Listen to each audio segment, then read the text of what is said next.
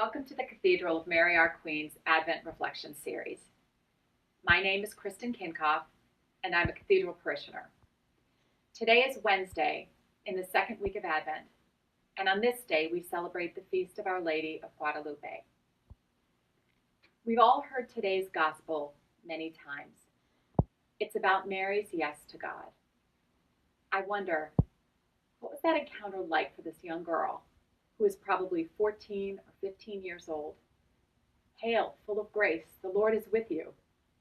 The passage tells us that this greeting was troubling to Mary. What was she thinking? Maybe, what is wrong with this guy? Who am I to be greeted like that by this stranger? Full of grace. What is he talking about? Despite the fact that the visitor, an angel we're told Mary not to be afraid, I'm quite certain that she was terrified when this angel told her that in some seemingly impossible way, Mary was going to have a son. And then the angel told her that this child would grow up to be a great man, a ruler, and a king. Mary might not have even noticed this part immediately, that her child would grow into a great man, as she seemed to be stuck on the part about having a baby. How is this even possible? And then the angel went further, and this probably caught her attention. The child would not only be a great king, he was to be the Son of God. I would imagine that this piece of information was even more terrifying to this humble young girl. Not only would she, an unmarried girl, possibly be ostracized for having a child, but she would also be tasked with raising God's own son. What would happen to her? What would happen to this child? And what about the future Mary had envisioned for herself and her husband-to-be? What about her plans? Despite her uncertainty and her fear, Mary calmly said yes. She probably wanted to run away to a place that was safe and secure, but she didn't. She said yes. She said yes to God's call despite everything, because she believed wholeheartedly what the angels told her, that nothing is impossible for God.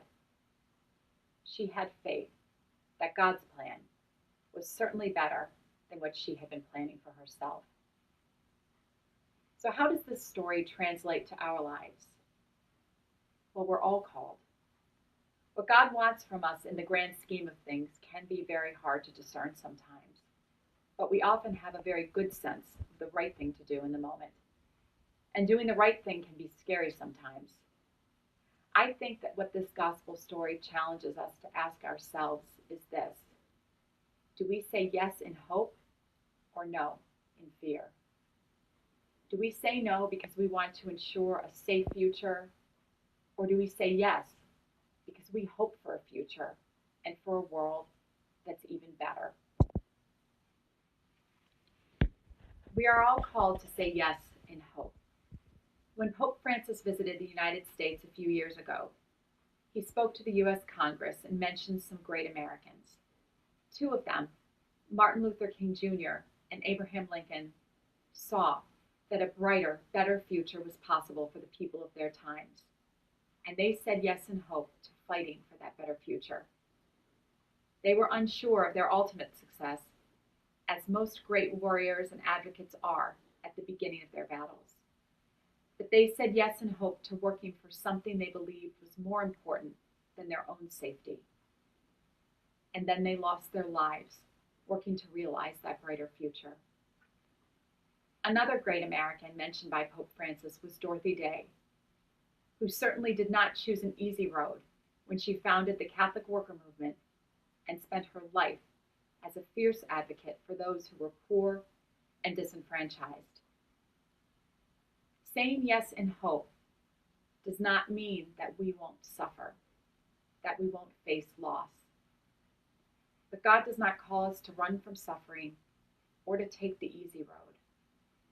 When the greatest women and men in history embarked on their journeys, they did so despite their fear of failure or danger. They had no idea whether they would succeed at the outset, but they all embraced a future worth fighting for. Saying yes in hope, regardless of the outcome, leads to a life of purpose, a life worth living. I wonder, what would our world look like if we all said yes in hope? I suspect that we'd live in a world that more closely reflects God's kingdom. Thank you for being with us today. Have a blessed day.